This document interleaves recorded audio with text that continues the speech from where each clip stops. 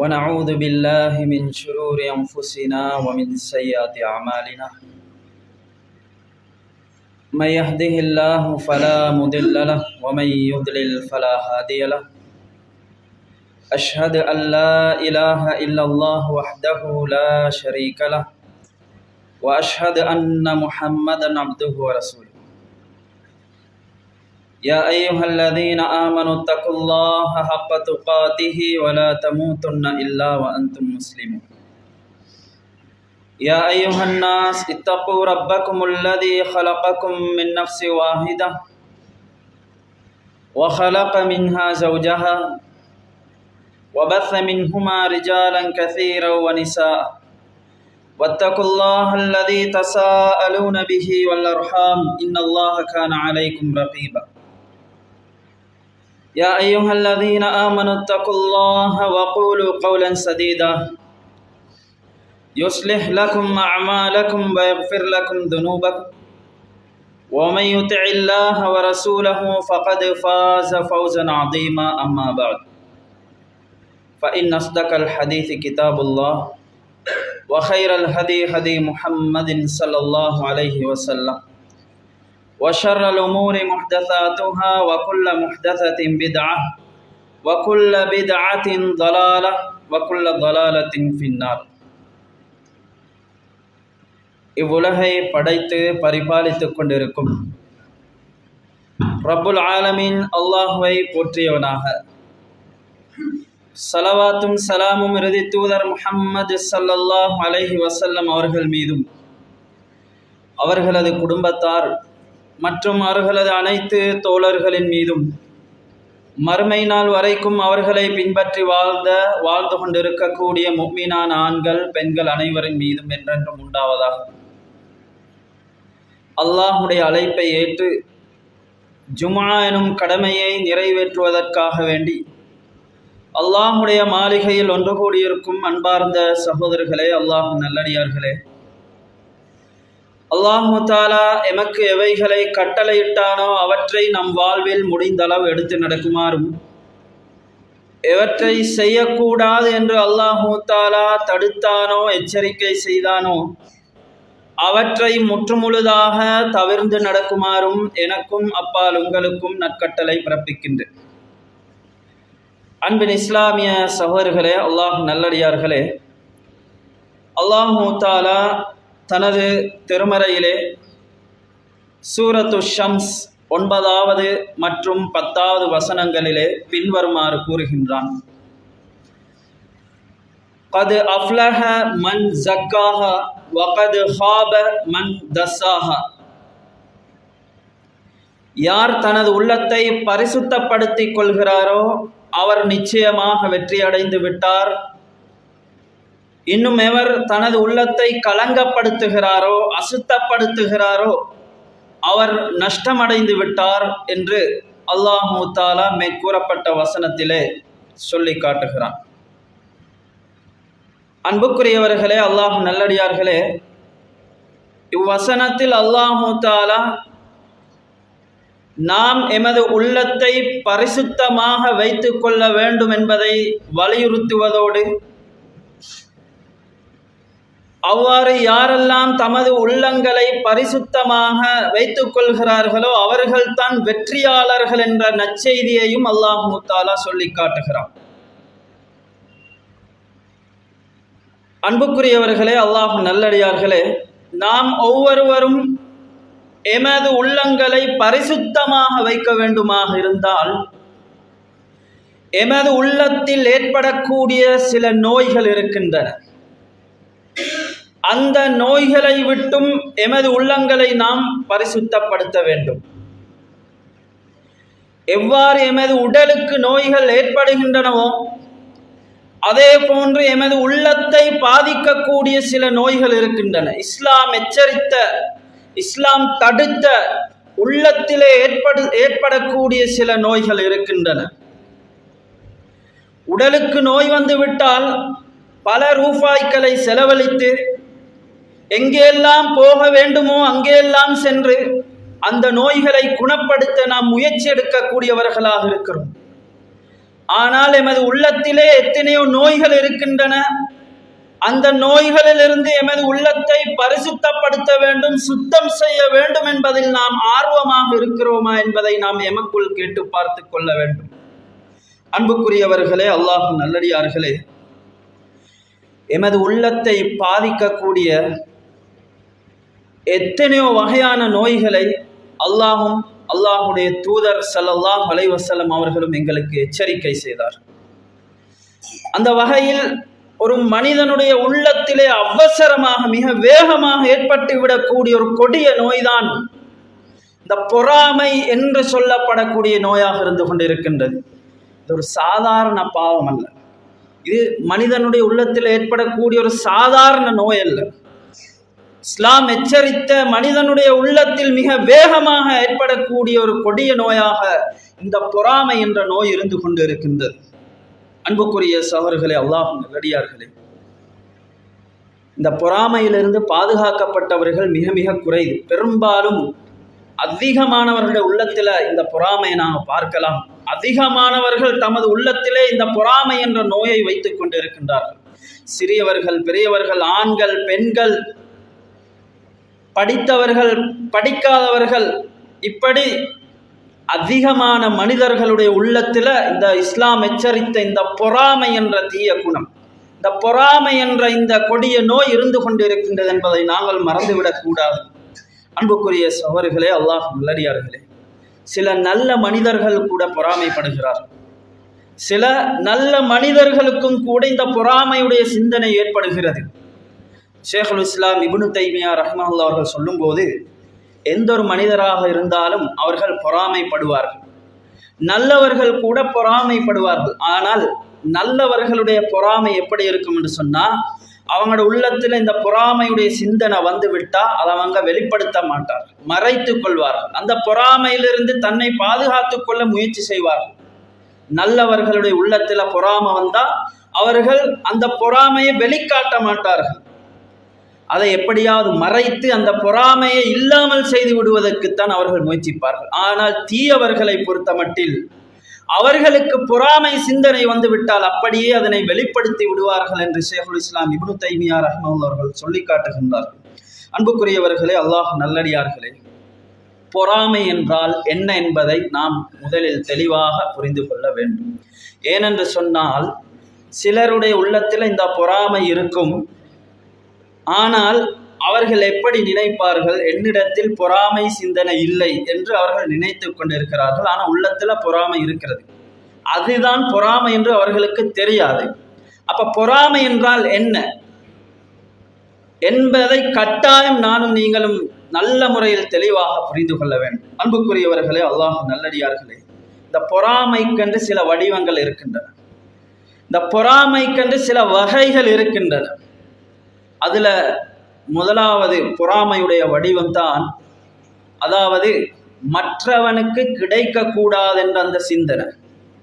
எங்களோட உள்ளத்துல அல்லாஹ்வுடைய ஒரு நலவு, அல்லாஹ்வினால் வழங்கப்படக்கூடிய ஒரு பாக்கியம், ஒரு அருட்கொடை மற்ற சகோதரனுக்கு கிடைக்கக்கூடாது என்ற எண்ணம் வருமாக இருந்தால் அது பொறாமை. இந்த நபருக்கு இந்த நலவு கிடைக்கக்கூடாது என்ற அந்த எண்ணம் வருமாக இருந்தால் அது பொறாமையாக இருந்து கொண்டிருக்கின்றது. ஒருவருக்கு நல்ல அறிவு, நல்ல ஆற்றல், நல்ல திறமைகள் இருக்கும். இந்த நபருக்கு இருக்கக்கூடிய அறிவு, திறமை, ஆற்றல்கள் எல்லாம் இல்லாம போக வேண்டும் என்று நாங்கள் நினைச்சா அது பொறாமை. ஒருவருக்கு அல்லாஹ் தஆலா நல்ல வசதி வாய்ப்பு, சொத்து செல்வங்களை கொடுத்திருப்பார். அந்த மனிதரிடம் இருந்து அந்த சொத்துக்கள், அந்த அவருடைய செல்வங்கள் எல்லாம் இல்லாமல் போக வேண்டும் என்று நாங்கள் நினைத்தால், எங்களுடைய உள்ளத்தில் அந்த சிந்தனை வந்தால் அது பொறாமையாக இருந்து கொண்டு இருக்கிறது.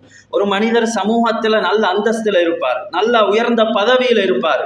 அவருடைய அந்தஸ்து இல்லாம போக வேண்டும், சமூகத்திலே அவர் மீது இருக்கக்கூடிய மதிப்பு இல்லாம போக வேண்டும் என்று எங்களுடைய உள்ளத்தில் வந்தால் அது பொறாமையாக இருந்து கொண்டிருக்கு. அப்ப மற்றவனுக்கு கிடைக்கக்கூடாது என்ற இந்த சிந்தனை, இந்த எண்ணம் எங்களுடைய உள்ளத்தில் வருமாக இருந்தால் அது பொறாமையுடைய வடிவங்களில் ஒன்று. அதே போன்று அன்புக்குரியவர்களே, அல்லாஹ் நல்லடியார்களே, பொறாமைக்கு இன்னொரு வடிவம் இருக்கிறது. அதாவது மற்றவனுக்கு இருக்கக்கூடிய ஒன்று அவனுக்கு கிடைக்காமல் அவனிடமிருந்து நீங்கி அது அப்படியே எனக்கு வர வேண்டும் என்று நினைப்பது, இதுவும் பொறாமையுடைய ஒரு வடிவம். ஒரு சகோதரனுக்கு அல்லாஹ் ஒரு அருள் செய்திருப்பார், ஒரு பாக்கியத்தை கொடுத்திருப்பார். அந்த சகோதரனிடம் அது இருக்கக்கூடாது, அது எனக்குத்தான் வர வேண்டும் என்று நாங்கள் விரும்பினால், நாங்கள் நினைத்தால் அது பொறாமையுடைய சிந்தனையாக இருந்து கொண்டிருக்கின்றது. ஒருவருக்கு அல்லாஹு தஆலா ஒரு பதவியை கொடுத்திருக்கிறார், ஒரு பொறுப்பை கொடுத்திருக்கிறார், அல்லது ஒரு நிறுவனத்திட அல்லது ஒரு பாடசாலையிட அல்லது ஒரு பள்ளியிட தலைமைத்துவத்தை ஒருவருக்கு அல்லாஹ் கொடுத்தால் அந்த பொறுப்பு அவரிடமிருந்து நீங்கி எனக்கு வர வேண்டும் என்று யோசிப்பது, நினைப்பது பொறாமையாக இருந்து கொண்டிருக்கிறது. அவரிடத்தில் இருக்கக்கூடிய வீடு வாசல் அவரிடமிருந்து நீங்கி அது எனக்கு வர வேண்டும், அவரிடத்தில் இருக்கக்கூடிய அந்த வாகனம் அது அவருக்கு இல்லாமல் போய் அது எனக்கு வர வேண்டும். இப்படி மற்றவனுக்கு அது கிடைக்காமல் மற்றவனிடமிருந்து அது அப்படியே நீங்கி அது எனக்கு வர வேண்டும் என்று யோசிப்பது, அப்படியான எண்ணம் வருவது பொறாமையுடைய ஒரு வடிவமாக இருக்கின்றது. அதே போல் அன்புக்குரிய சகோதரர்களே, அல்லாஹ் நல்லடியார்களே, பொறாமையுடைய இன்னொரு வடிவம் இருக்கிறது.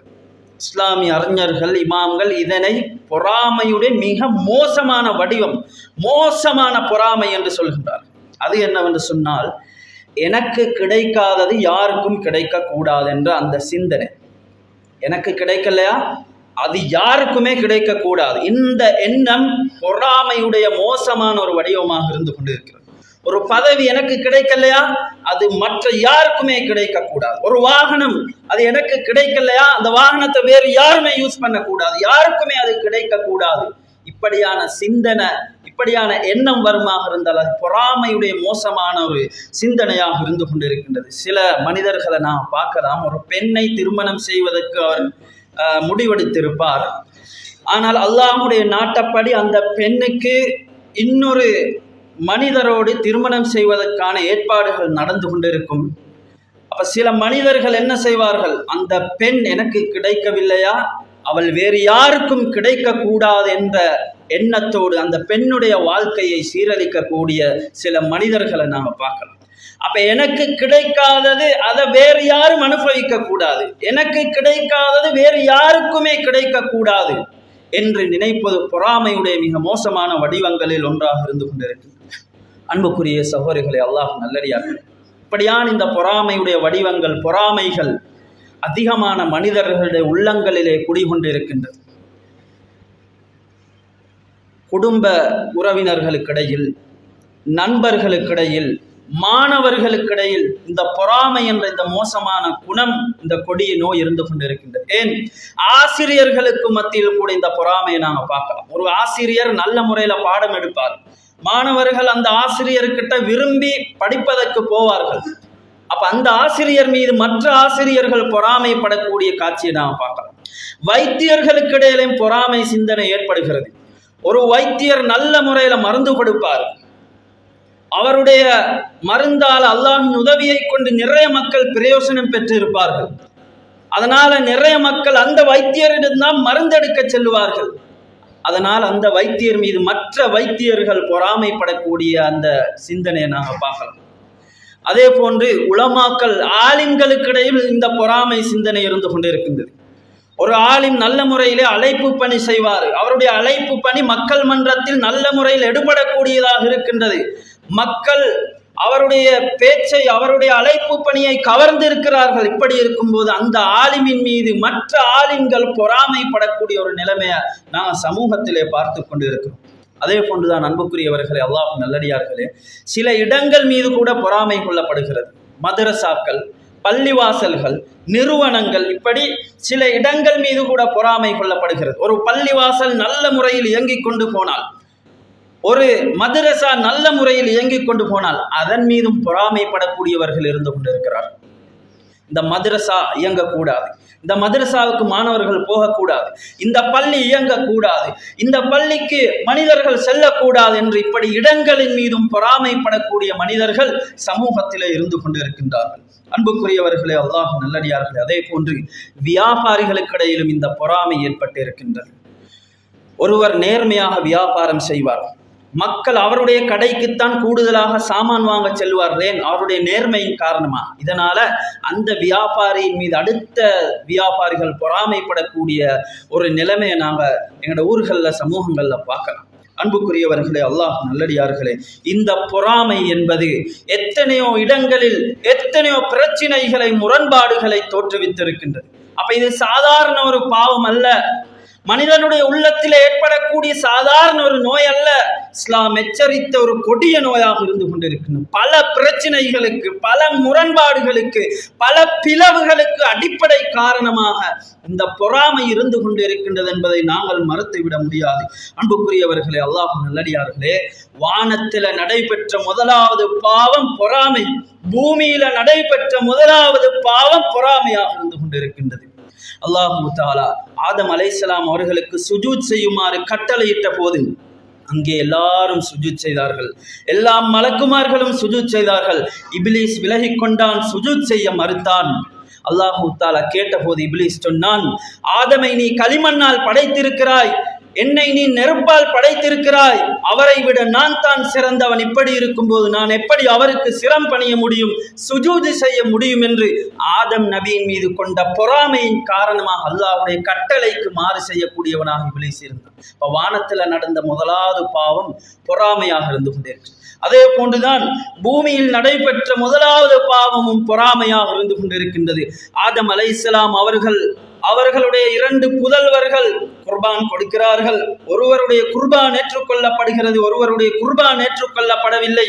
எவருடைய குர்பான் ஏற்றுக்கொள்ளப்படவில்லையோ அவர் மற்ற சகோதரர் மீது பொறாமை கொண்டு தனது சகோதரரை கொலை செய்து விடுகின்றார். அல்லாஹு தஆலா அதனை அல் குர்ஆனிலே சொல்லி காட்டுகிறார். இப்போ பூமியில நடந்த முதலாவது பாவம் கூட பொறாமையாகத்தான் இருந்து கொண்டிருக்கின்றது. அன்புக்குரியவர்களே, அல்லாஹ் நல்லடியார்களே, இந்த பொறாமையும் ஈமானும் உள்ளத்தில் ஒன்றாக இருக்க முடியாது. எமது உள்ளத்தில் 2 ஒரே நேரத்தில் இருக்க முடியாது. ஈமானும் பொறாமையும் உள்ளத்தில் இருக்க முடியாது. ரசூலுல்லாஹி ஸல்லல்லாஹு அலைஹி வஸல்லம் அவர்கள் சொன்னார்கள், ஒரு மனிதனுடைய, ஒரு அடியானுடைய உள்ளத்திலே பொறாமையும் ஈமானும் ஒன்று சேர்ந்து இருக்காது என்று ரசூலுல்லாஹி ஸல்லல்லாஹு அலைஹி வஸல்லம் அவர்கள் சொன்ன ஹதீஸ் நஸாஇ என்ற கிரந்தத்திலே பதிவாக இருக்கிறது. யாருடைய ஈமான் உறுதியாக இருக்கிறதோ, யாருடைய ஈமான் ஸ்ட்ராங்காக இருக்கிறதோ அவர் பொறாமைப்பட மாட்டார். அவருடைய உள்ளத்துல பொறாமை சிந்தனை வராது. யாருடைய உள்ளத்திலே பொறாமை இருக்கிறதோ, மற்றவர்கள் மீது பொறாமைப்படக்கூடியவராக அவர் இருந்தால் அவருடைய ஈமான் ஸ்ட்ராங்காக இல்லை, அவருடைய ஈமான் உறுதியானதாக இல்லை என்பதை இந்த செய்தி எங்களுக்கு தெளிவாக சொல்லிக் கொண்டிருக்கிறது. அப்ப எங்களுடைய ஈமானை பாதிக்கக்கூடிய, எமது ஈமானை பலவீனப்படுத்தக்கூடிய ஒரு கொடிய நோய் தான் இந்த பொறாமை என்ற நோயாக இருந்து கொண்டிருக்கின்றது.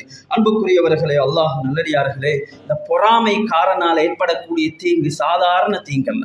பொறாமை காரணால இந்த சமூகத்துல, இந்த ஊர்ல, இந்த நாட்டுல, உலகத்துல ஏற்படக்கூடிய தீங்குகள் சாதாரண தீங்கல்ல. அந்த அளவுக்கு பொறாமைக்காரனுடைய தீங்கு அபாயகரமானது என்பதை அல் குர்ஆன் எங்களுக்கு சொல்லுகின்றது. அல்லாஹு தஆலா அல் குர்ஆனிலே சூரத்துல் ஃபலக்கை நாம் எடுத்துக்கொண்டால், நாம் ஒவ்வொரு நாளும் ஓதக்கூடிய சூரத்துல் ஃபலக், அல்லாஹு தஆலா தனது நபிக்கு சில விடயங்களில் இருந்து பாதுகாப்பு தேடுமாறு நபிக்கு அல்லாஹு தஆலா வழிகாட்டக்கூடிய ஒரு சூரா. குல் அஊது பிரப்பில் ஃபலக், நபியே நீங்கள் கூறுங்கள், அதிகாலை பொழுதின் இரட்சகனை கொண்டு நான் பாதுகாப்பு தேடுகிறேன். மின் ஷர்ரி மா ஹலக், அவன் படைத்தவற்றின் தீங்கை விட்டும். வமின் ஷர்ரி காசிகின் இதா வகப், இரவனுடைய இருளின் தீங்கை விட்டும். வமின் ஷர்ரி நஃபாசாத்தி ஃபில் உகத், அதாவது மந்திரிச்சு ஊதும் அந்த பெண்களுடைய தீங்கை விட்டும். வமின் ஷர்ரி ஹாசிதின் இதா ஹஸத், இப்படி ஒவ்வொரு தீங்காக அல்லாஹ் தஆலா சொல்லிவிட்டு கடைசியாக அல்லாஹ் சொல்லுகிறான், பொறாமைக்காரனுடைய தீங்கை விட்டும். அவன் பொறாமைப்படும் போது ஏற்படக்கூடிய தீங்கை விட்டும் நான் அல்லாஹ்விடம் பாதுகாப்பு தேடுகிறேன் என்று நபியே நீங்கள் சொல்லுங்கள், கூறுங்கள் என்று அல்லாஹு தஆலா வழிகாட்டுகிறான். அப்ப அல்லாஹு தஆலா இங்கு பொறாமைக்காரனுடைய தீங்கிலிருந்து பாதுகாப்பு தேடுமாறு எங்களுக்கு வழிகாட்டுகிறான் என்று சொன்னால், பொறாமைக்காரனால் ஏற்படக்கூடிய தீங்கு விளைவுகள் சாதாரணதல்ல என்பதை நாங்கள் தெளிவாக புரிந்து கொள்ளலாம். அன்புக்குரியவர்களே, அல்லாஹ் நல்லடியார்களே, இந்த பொறாமையின் காரணமாக மனிதர்களுக்கு மத்தியில் எத்தனையோ பிரச்சனைகள், முரண்பாடுகள், எத்தனையோ சிக்கல்கள் தோன்றி இருப்பதை நாங்கள் சமூகத்தில் பார்த்து கொண்டிருக்கின்றோம். அன்புக்குரியவர்களே, அல்லாஹ் நல்லடியார்களே, இந்த பொறாமை என்ற ஒரே ஒரு பாவம் எத்தனையோ பாவங்களை அது ஏற்படுத்தி இருக்கின்றது. நாம் ஒருவர் மீது பொறாமைப்பட்டால் அது எங்களிடத்தில் இன்னும் பல பாவங்களை ஏற்படுத்துகிறது. பொறாமைப்படக்கூடிய ஒரு மனிதன் அடுத்த சகோதரன் மீது பகைமை கொள்ளக்கூடியவனாக, குரோதம் கொள்ளக்கூடியவனாக இருக்கிறான். சில நேரம் அவன் யார் மீது பொறாமைப்படுகிறானோ அவனை பற்றி புறம் பேசக்கூடியவனாக இருப்பான். சில நேரம் அவன் யார் மீது பொறாமைப்படுகிறானோ அவனுக்கு அநியாயம் செய்யக்கூடியவனாக இருப்பான். இப்படி பொறாமை என்பது எமக்குள் எத்தனையோ பாவங்களை அது ஏற்படுத்தி விடுகின்றது என்பதையும் நாங்கள் தெளிவாக புரிந்து கொள்ள வேண்டும். எத்தனையோ மனிதர்கள் இந்த பொறாமையின் காரணமாக குடும்ப உறவை துண்டித்து வாழ்ந்து கொண்டிருக்கிறார்கள். காரணம் என்ன? பொறாமை. மற்றவன் நல்லா வாழ்கிறான், மற்றவன் நல்ல வசதியோடு இருக்கிறான், இவரு நல்ல வசதியோடு இருக்கிறார். இப்படி குடும்பங்களுக்கு இடையில பொறாமை இருக்கக்கூடிய ஒரு நிலைமையை பார்க்கணும். இதனால குடும்ப உறவை துண்டித்து வாழக்கூடிய எத்தனையோ சகோதரர்களை நாம் பார்க்கலாம். அதே போன்று ஒற்றுமையாக இருந்த, ஒன்றாக இருந்த நண்பர்கள், அவர்களுக்கிடையில் பொறாமை சிந்தனை ஏற்பட்டதன் காரணமாக ஒன்றாக இருந்த நண்பர்கள் இன்று பகைவர்களாக, எதிரிகளாக மாறிக்கொண்டிருக்கிறார்கள். காரணம் என்ன? இந்த பொறாமையின் காரணமாக. அன்புக்குரிய சகோதரர்களே, அல்லாஹ் நல்லடியார்களே, இந்த பொறாமை எங்களிடத்தில் வந்துவிட்டால் அது இஸ்லாம் சொல்லக்கூடிய சகோதரத்துவத்தை பாதித்து விடுகிறது. அதனால் தான் ரசூலுல்லாஹி ஸல்லல்லாஹு அலைஹி வஸல்லம் அவர்கள் பின்வரக்கூடிய ஹதீஸிலே பொறாமையை தடுத்து சகோதரத்துவத்தை வலியுறுத்தினார்கள். நபி ஸல்லல்லாஹு அலைஹி வஸல்லம் அவர்கள் சொன்னார்கள், லா தபாகது, நீங்கள் ஒருவருக்கொருவர் வெறுக்காதீர்கள், வலா தஹாசது, ஒருவருக்கொருவர் பொறாமை கொள்ளாதீர்கள், வலா ததாபரு, ஒருவருக்கொருவர் பிணங்கிக் கொள்ளாதீர்கள், வகூனு இபாதல்லாஹி இஹ்வானா, அல்லாஹ்வுடைய அடியார்களாக, சகோதரர்களாக மாறிவிடுங்கள் என்று ரசூலுல்லாஹி ஸல்லல்லாஹு அலைஹி வஸல்லம் அவர்கள் வழிகாட்டுகின்றார்கள். புகாரியில் இந்த செய்தி பதிவாக இருக்கின்றது. பொறாமையை தடுத்த நபி அவர்கள் சகோதரத்துவத்தை வலியுறுத்துகிறார்கள். காரணம் என்ன? பொறாமை வந்துவிட்டால், பொறாமை சிந்தனை ஏற்பட்டு விட்டால் அங்க அது சகோதரத்துவத்தை பாதிக்கக்கூடியதாக இருக்கிறது. அப்ப பொறாமையிலிருந்து நாங்கள் எம்மை பாதுகாத்துக் கொண்டால் தான் எங்களுடைய சகோதரத்துவத்தை பேணி வாழ முடியும் என்பதை ரசூலுல்லாஹி ஸல்லல்லாஹு அலைஹி வஸல்லம் அவர்கள் எங்களுக்கு உணர்த்துகின்றார்கள். அதே போன்று அன்புக்குரியவர்களே, அல்லாஹ் நல்லடியார்களே, இந்த பொறாமை என்பது எந்த அளவுக்கு மோசமான விளைவுகளை ஏற்படுத்தும் என்று சொன்னால், ஒரு மனிதனை கொலைகாரனாக கூட இந்த பொறாமை மாற்றிவிடுகிறது.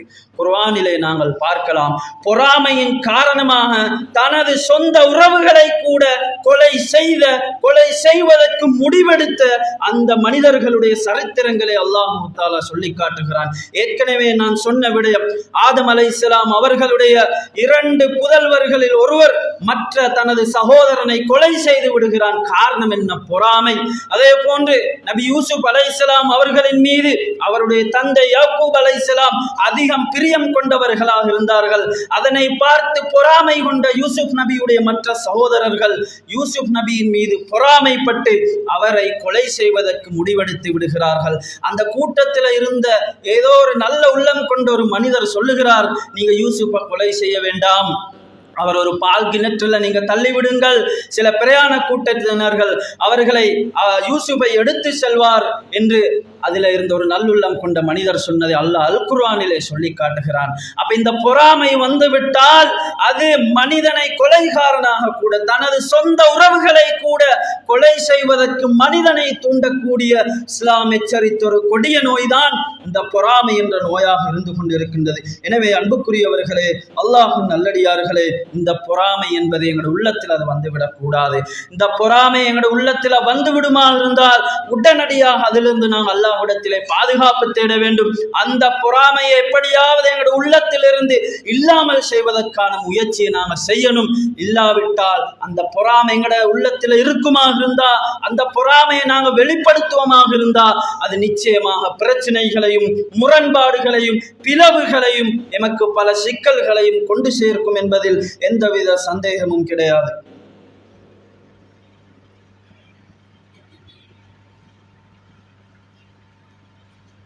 இன்னல் ஹம்தலில்லாஹ் நஹ்மதுஹு வ நஸ்தஈனுஹு வ நஸ்தக்ஃபிருஹு வ நஊது பில்லாஹி மின் ஷுரூரி அன்ஃபுஸினா வ மின் ஸய்யிஆத்தி அமாலினா من يهده الله فلا مضل له ومن يضلل فلا هادي له أشهد أن لا إله إلا الله وحده لا شريك له وأشهد أن محمدا عبده ورسوله أما بعد அன்பின் இஸ்லாமிய சகோதரர்களே, அல்லாஹ் நல்லடியார்களே, பொறாமைக்காரன் முதலாவதாக செய்யக்கூடிய தவறு என்னவென்று சொன்னால் மனிதனோடு சம்பந்தப்பட்ட தவறு அல்ல. ஒருவன் இன்னொரு மனிதன் மீது பொறாமைப்படுகிறான் என்று சொன்னால் பொறாமைக்காரன் முதலாவதாக செய்யக்கூடிய தவறு அந்த மனிதனோடு சம்பந்தப்பட்ட தவறல்ல. படைத்த ரப்புல் ஆலமீன் அல்லாஹுடைய விஷயத்தில் அவன் முதலாவது தவறு இழைக்கிறான். ஏனென்று சொன்னால் பொறாமைப்படுவதென்பது அல்லாஹுடைய கலாக்கதிரை அல்லாஹுடைய ஏற்பாட்டிலே நாங்கள் குறுக்கிடுவதாக அமைந்து விடுகிறது. அல்லாஹ்ட தீர்ப்பை நாங்கள் கிராஸ் பண்ணுகிறோம், அல்லாஹுடைய தீர்ப்பை நாங்கள் மறுக்கிறோம், அல்லாஹ்ட தீர்ப்பு எங்களுக்கு இஷ்டமில்லை என்பதை வெளிக்காட்டக்கூடியதாக இந்த பொறாமை இருந்து கொண்டிருக்கின்றது. அன்புக்குரியவர்களே, சில மனிதர்களுக்கு அல்லாஹ் அறிவு, ஆற்றல், திறமைகளை கொடுத்தால் கொடுத்தவன் யார்? அல்லாஹு தஆலா. அந்த மனிதனுக்கு அறிவையும் ஆற்றலையும் திறமைகளையும் கொடுத்தவன் யார்? அல்லாஹு தஆலா.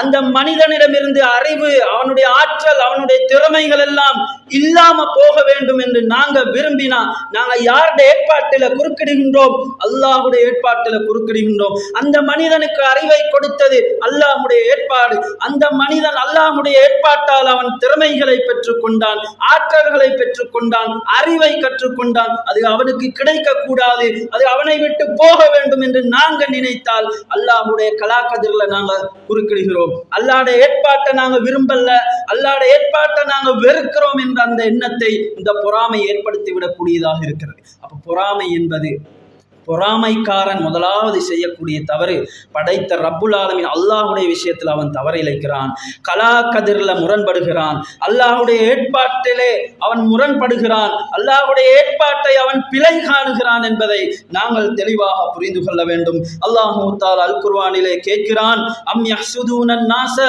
அலா மா ஆதாஹுமுல்லாஹு மின் ஃபத்லி. மனிதர்களுக்கு அல்லாஹ் சிறப்புகளை கொடுத்திருக்கிறான், அவனுடைய பேரருளிலிருந்து அல்லாஹ் கொடுத்திருக்கிறான், அதனை அவர்கள் பொறாமைப்படுகிறார்களா? அல்லாஹ் கொடுத்தவற்றில் பொறாமைப்படுகிறார்கள் என்று அல்லாஹ் தஆலா கேட்கிறான்.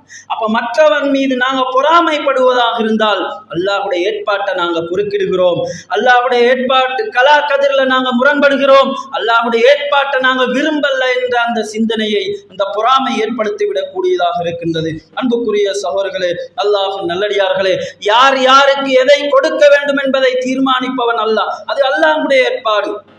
இந்த நபருக்கு செல்வத்தை கொடுக்க வேண்டும், இந்த நபருக்கு அறிவை கொடுக்க வேண்டும், இந்த நபருக்கு திறமையை கொடுக்க வேண்டும், இந்த நபருக்கு நல்ல பலமான ஆரோக்கியமான உடலை கொடுக்க வேண்டும், இந்த நபருக்கு அந்தஸ்து பதவிகளை கொடுக்க வேண்டும் என்று முடிவெடுப்பது யார்?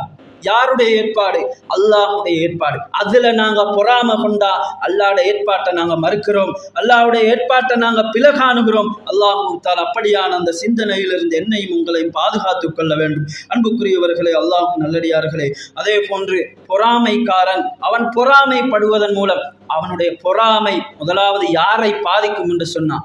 பொறாமைக்காரனுடைய பொறாமை முதலாவது யாரை பாதிக்கும் என்று சொன்னான்? பொறாமைப்படக்கூடிய அவனையே அது பாதிக்கும். ஒருவன் பொறாமைப்பட்டால் அதனுடைய பாதிப்பை முதலாவதாக பொறாமைப்படக்கூடிய அவன் தான் கண்டுகொள்வான். அவனுக்குத்தான் அந்த பாதிப்பு ஏற்படும். ஏன்? அவன் பொறாமைப்படுவதன் மூலம் அவனுடைய வாழ்க்கையில நிம்மதி இல்லை, சந்தோஷம் இல்லை, எப்பொழுது பார்த்தாலும் மற்றவர்களுடைய விஷயத்திலே பொறாமைப்பட்டு கொண்டு இருக்கிறான். அதனால எப்பொழுது பார்த்தாலும் கவலையிலும் சிக்கலிலும் ஆழ்ந்த யோசனையிலும் தான் அவனுடைய வாழ்க்கை அமைந்து கொண்டிருக்கின்றது. அதனால் அவன் பொறாமைப்படுவதன் மூலம் தனக்குத்தானே அவன் தீங்கை ஏற்படுத்திக் கொள்கிறான், தனக்குத்தானே அவன் பாதிப்பை ஏற்படுத்திக் கொள்கிறான். பொறாமைப்படுவதன் மூலம் அவனுக்கு நிம்மதியான வாழ்க்கை இல்லை.